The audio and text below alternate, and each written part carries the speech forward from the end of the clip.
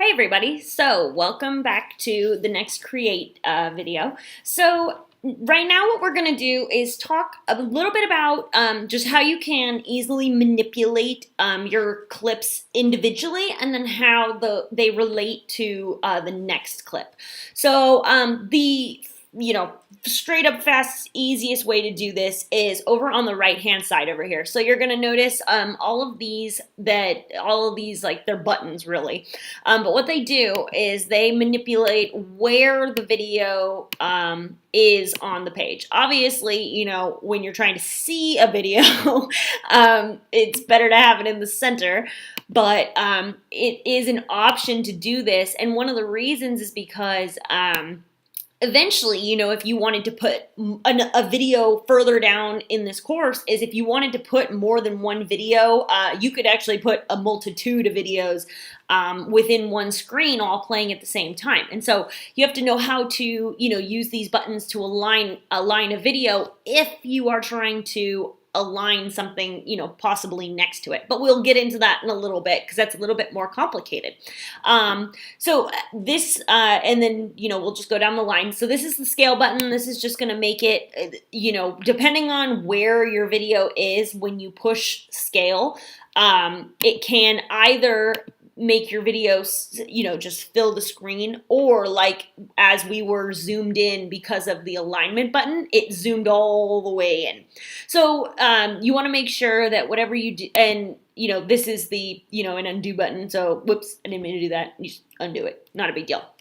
But usually, when you're talking scale, it's going to just put everything into zoom it so that it's, fits the screen. So moving right along, hue and saturation, these are, of course, it's just filtering. And I would say that they have a lot of options here in terms of you can really manipulate these videos, which I've, further, like way further than you can Shotcut or iMovie. And I don't think it has anything to do with those two products being free. I just think that this product, they went the extra mile. So with Hue, you could literally turn your video into any color.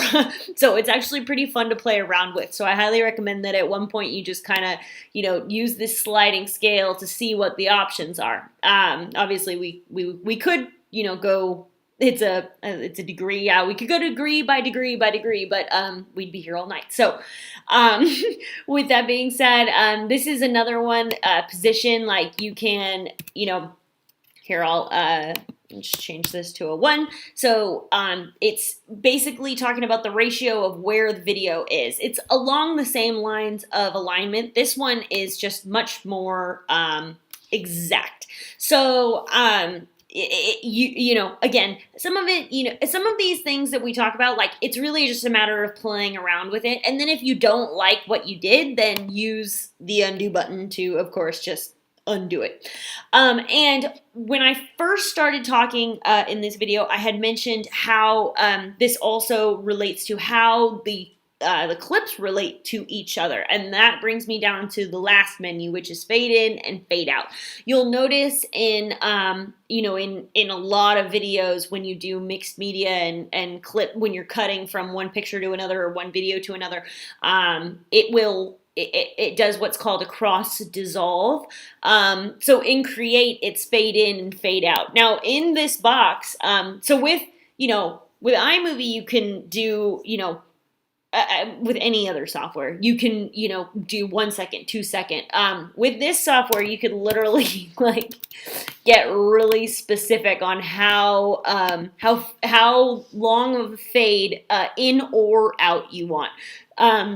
What I have found to be very, really cool within this software in particular is it doesn't always have to be uniform. So if you want to do a slow fade into a clip and then a fast fade out into the next clip, this fade in, fade out is very manipulatable in that sense. So I've enjoyed, once you get past, just learning the very basics of making a video, this is a cool software to be able to like really get into, you know, the nitty gritty of exactly what you want your video to look like.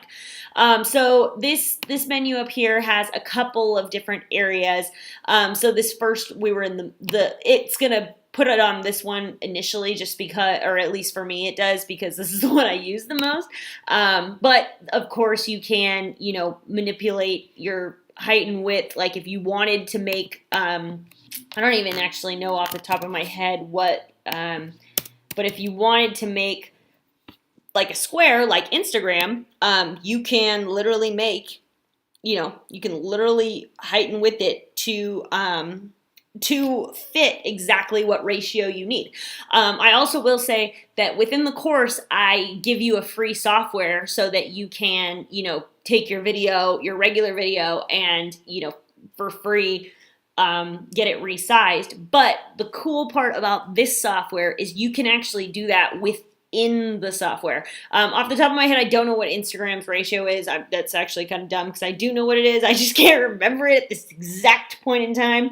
But you can literally request, you can literally tell this to be exactly what you want it to be, which I found to be really cool, because then you don't have to, you know, you don't have to take your video out of your software in order to make it exactly what you want. You know, when you have to go to a different platform to resize your video, that's, you know, a multi-step process, because you not only have to get it off here and get it onto there, you have to, you know, basically it just saves you a whole bunch of time and effort.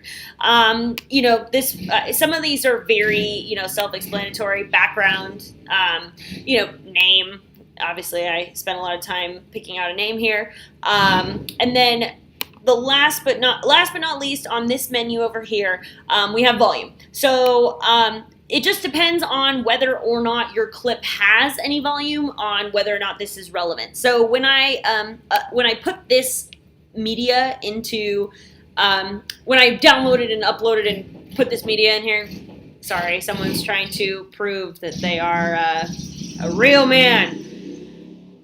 We all know. Anyway, sorry for that minor interruption. But over here, it just depends on whether or not the clip actually has volume, on whether or not this is relevant. What I will point out though, when we get into transitions, is all of their transitions have sound. So if you're not interested in their transition sound, this is going to be very helpful for you to know a little bit later down the line.